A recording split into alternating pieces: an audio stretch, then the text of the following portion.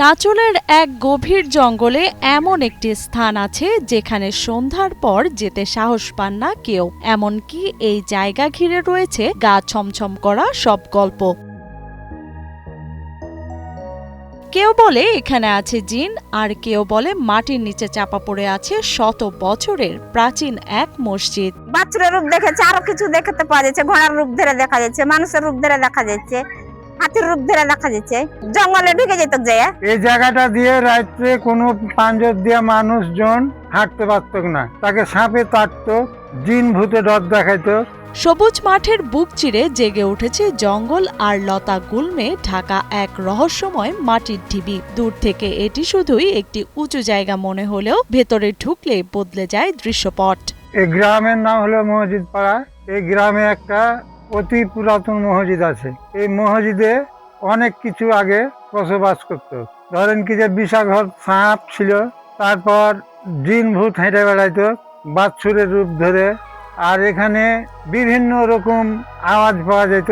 চাঁপাইনবাবগঞ্জ জেলার নাচল উপজেলার পাইকোড়া মসজিদ পাড়া গ্রাম। চোখে পড়ে প্রাচীন আমলের কারুকার্যময় ইটের দেয়াল, বিশাল আকৃতির ভীম, আর ছড়িয়ে ছিটে থাকা পুরনো স্থাপত্যের ধ্বংসাবশেষ। স্থানীয়দের দাবি এই ঢিবির পেটেই লুকিয়ে আছে শত বছরের পুরনো এক প্রাচীন মসজিদের ধ্বংসাবশেষ। আমরা যখন থেকে জন্মেছি এই জায়গাতে আমরা দেখা কালিতে এখানে অনেক ভূত ভাত, এই জিন টিন, এই জিনের কারণে এখানে মানুষ এক সময় বসবাস করে কঠিন হয়ে গেছিল।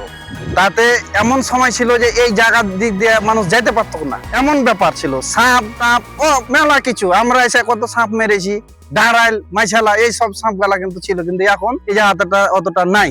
এই ঢিবির কারণে পাইকোড়া গ্রাম আজ পরিচিত মসজিদ পাড়া নামে। গ্রামের প্রবীণদের মতে তাদের বাপদাদারা এক সময় এখানেই নিয়মিত নামাজ আদায় করতেন। কালের বিবর্তন আর দীর্ঘদিনের অযত্নে মসজিদটি ধীরে ধীরে মাটির নিচে দেবে যায়। বর্তমানে ইট পাথরের কিছু অবয়ব ছাড়া সেখানে দৃশ্যমান আর কিছুই নেই। অথচ এই বিলুপ্ত স্থাপনাটি গ্রামটির নাম বদলে দিয়েছে। এটাই মসজিদ ছিল আমাদের এই গ্রামের মসজিদ, কিন্তু এটাই, অন্য জায়গাতে কোনো মসজিদ ছিল না। হ্যাঁ, এই যে মসজিদ মানে এখানে একটা মসজিদ ছিল, পুরান মসজিদ।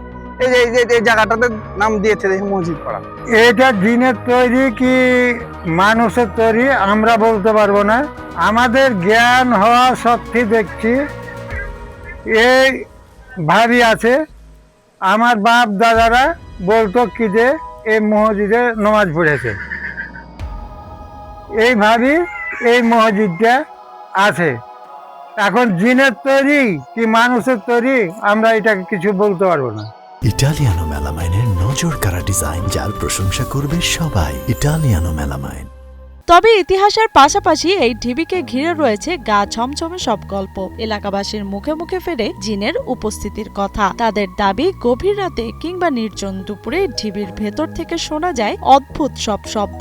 অনেকে বিশ্বাস করেন এই মসজিদ মানুষের নয়, জিনের তৈরি। বিভিন্ন রকম চাল চলন এখানে হতো। এই মসজিদটা আমাদের জন্মের পর থেকে দেখছি এভাবেই আছে। এখানে সাপ টাপ আছে, থাকছে চাষার বাইরে তুকে যায় সাপ, চাষাকে কামড়াইছে, তাও পেটেকারি সাপ দিয়ে।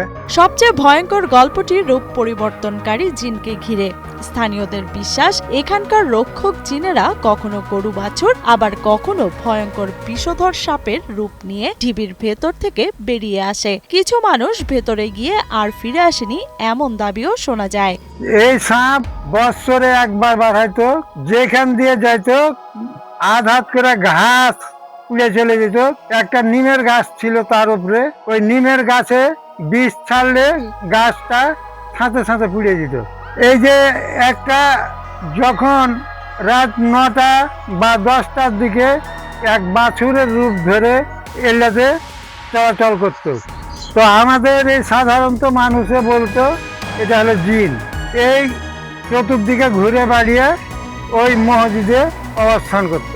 এইসব অলৌকিক ঘটনার ভয়ে সন্ধ্যার পর ঢিবির আশেপাশে সাধারণত কেউ যাওয়ার সাহস পান না। লোকমুখে প্রচলিত গল্পগুলোই এই স্থানটিকে ঘিরে তৈরি করেছে এক দুর্ভেদ্য রহস্যের দেয়াল। এখানে কোনো ঘটনা ওরকম অবিশ্বাস্য ঘটনা আমার সাথে হয়েছে। আমি একদিন ওখানে বই পড়তে গেছিলাম, দেখছি তো এক বিরাট সাপ ফনা তুলে আমার দিকে আগিয়ে আসে। তো তো আমি তো সাপ পোকা দেখে কোনো কিছু দেখে ভয় করি না। আমি নিজে একটা হেকিম, আমি বললা দেখে কোনো পরোয়া করিনি।